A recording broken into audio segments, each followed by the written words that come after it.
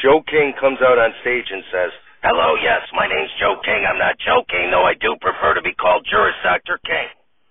Okay, so last week we had on our resident football expert, superfan Todd O'Connor, who came out and gave us some predictions for this NFL season. Todd's too embarrassed to come out and face his predictions, as he predicted the Bears to go 17-0 and the Packers to go 0-17, and of course the Packers beat the Bears in Week 1, 38-20. Todd also predicted that Aaron Rodgers would lead the Jets to the Super Bowl against the Bears, only for Aaron to suffer a season-ending injury in his first game with the Jets. Go figure. So next time we're looking for NFL predictions, we may need to look in a different direction.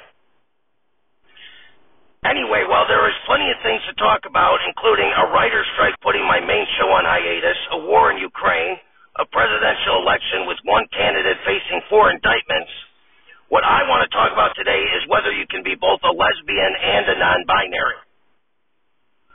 Now, I want to talk about this because I'm trying to be more politically correct these days, so I don't want to ruffle any feathers, but these are the sorts of things I need to know if I'm going to be more politically correct.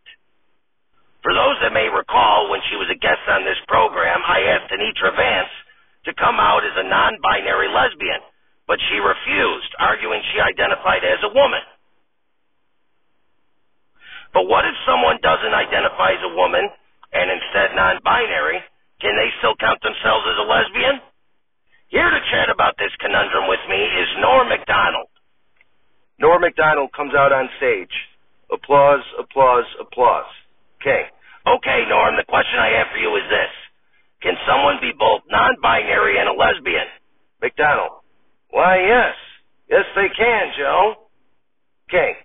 And how is that? Macdonald. Lesbian is a term used to describe women who are attracted to other women, you know? While non-binary is a term used to describe people who do not identify exclusively as male or female. So a non-binary lesbian is someone who is attracted to other women but does not identify as a woman themselves. But you just said lesbian is a woman attracted to other women. Macdonald. I sure did. So if you don't identify as a woman and instead non-binary, how can you be a lesbian? Macdonald. It's important to note, you know, that not all non-binary people identify as lesbian. Some non-binary people may identify as gay, pansexual, or bisexual. It is up to the individual to decide how they want to identify. Okay, but you didn't answer the question. Macdonald. And what question was that, Joe? If a lesbian is a woman attracted to other women, how can a non-binary, who by definition doesn't identify as a woman, be considered a lesbian? Macdonald. There's a lot of overlap between the lesbian and non-binary communities, you know? Many non-binary people feel a connection to the lesbian community because it is a space where they can be themselves and be accepted for who they are. That's great, Norm, but you're still avoiding the question. Macdonald. And what question is that? How can you not identify as a woman but still be considered a lesbian? Macdonald. If you're a non-binary lesbian, there are many resources available to you. There are online forums, support groups, and even dating apps specifically for non-binary people. Norm. Macdonald. You can also find many books, articles, and websites that discuss the experiences of non-binary lesbians. If you're not sure whether you are a lesbian or non-binary, it is okay to take some time to figure it out. There is no need to rush into anything. You can explore your identity at your own pace. So you're not going to answer the question, are you, Norm? Macdonald. Well, so the thing is this, Joe. You know, I got my answers to your questions using an AI chatbot. And so according to AI, The politically correct answer is that one can be both non-binary and lesbian. Okay. But don't you think there's a logical disconnect by claiming to be both attracted to other women while not identifying as a woman yourself? McDonald, do you want to be politically correct, or do you want to make sense? King, if I had to choose, I'm going for politically correct, but boy, I prefer both. McDonald, well, the AI chatbots have spoken, so if you want to get with the times, you can be both lesbian and non-binary, and don't worry about the logic behind it. King, fair enough, that was Norm MacDonald on the issue of being both a lesbian and non-binary. Applause, applause, applause. King exits the stage and comes out on another stage, sits in a seat behind a desk and says, "Folks, please welcome to the program one of the more popular and revered scientists of the 20th century, Carl Sagan." Carl Sagan emerges from behind a curtain and waves at the audience. Applause, applause, applause. Sagan walks over and takes a seat next to King's desk. King, welcome to the show, Carl. Sagan, thank you for having me. King, now you were born in 1934 in the Bensonhurst neighborhood of Brooklyn to Rachel, a housewife, and Samuel Sagan, a Ukrainian garment worker who emigrated from the Russian Empire. Sagan, that's correct. King, now you were Reformed Jews, correct? Sagan, indeed we were. King, now at the risk of over-repeating myself, I prefer it to be known that I am unapologetically pro-Semitic. Sagan, good for you, but I myself was not at all religious, always choosing reason over superstition. King, very good. So how was it growing up? Sagan, well, my parents were not scientists. They knew almost nothing about science. But in introducing me simultaneously to skepticism and to wonder, they taught me the two uneasily cohabitating modes of thought that are central to the scientific method. King, very good. Now what got you into science?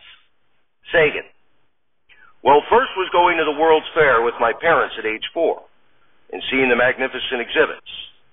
And then at age 5, my mother got me a library card. And I went to the library to figure out what stars were, as no one I knew could give me a straight answer. I went to the librarian and asked for a book about stars, and the answer was stunning. It was that the sun was a star, but really close. The stars were suns, but so far away they were just little points of light. The scale of the universe suddenly opened up to me. It was a kind of religious experience. There was a magnificence to it, a grandeur, a scale which never left me. King, very good. Now you excelled academically at your high school and was accepted to the University of Chicago at the age of 16. And after graduating undergrad, you stayed at U of C and got master's degrees in physics and astronomy and astrophysics. Sagan, indeed. King, now you then became an assistant professor at Harvard, but later moved to Cornell, where you spent most of your career, and you wrote many books, more than 20. But what I want to talk to you about is what made me a fan of yours, the 1980 television series Cosmos, A Personal Voyage.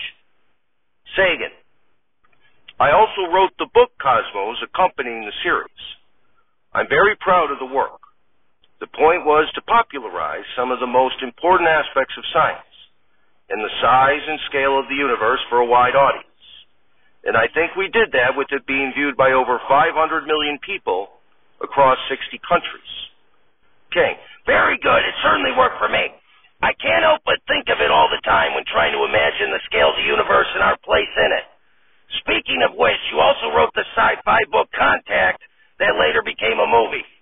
Sagan, correct. King, well, where the hell are all the aliens? Sagan, the universe is way too large and vast for us, the life on this pale blue dot we call Earth, to be the only life in the universe. It's essentially mathematically impossible to believe that to be the case. The issue is whether civilizations crumble under themselves when they reach the nuclear age, or something akin to our own nuclear age. The issue is that when they reach that level of scientific progress, Do they all collapse from the grips of their animalistic nature? Or do any emerge from beyond that prison and go and explore the stars? There's some interesting evidence that's been documented by those wanting government disclosure of everything they know about UAPs. But outside of a handful of personal accounts of alien ships and alien contact from those disclosures, it's impossible to say definitively that we've been contacted. Okay. I wish the aliens would make themselves more known to the public at large. I think they're definitely here. Anyway, there's a quote assigned to you about the dumbing down of America. Sagan.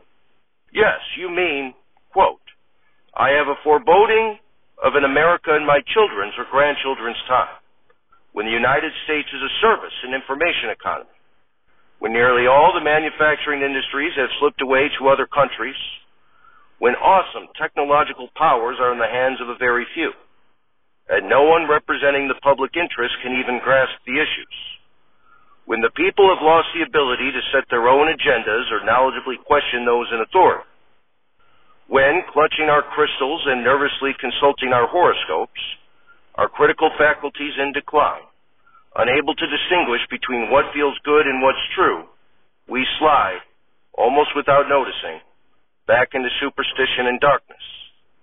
The dumbing down of America is most evident in the slow decay of substantive content in the enormously influential media. The 30-second sound bites, now down to 10 seconds or less, lowest common denominator programming, credulous presentations on pseudoscience and superstition, but especially a kind of celebration of ignorance. Okay, yes, that's the one. Do you stand by that quote? Sagan. It's as if I predicted the future precisely. King, that's for sure. Now let me leave you with this. What do you say to the proposition that you were against the existence of spirits without evidence in your lifetime, yet here you are talking to me? Sagan, who's to say that I'm not merely a figment of your imagination, as opposed to actually being a spirit? Without evidence, I still am skeptical of the existence of spirits. King, there you have it, the spirit of Carl Sagan still doubting the existence of spirits. Carl Sagan, everybody. Applause, applause, applause. King, that's all the time we have for this show, but tune in the next one where we interview another deceased guest. Until then, I'm Joe King, and I'm not joking.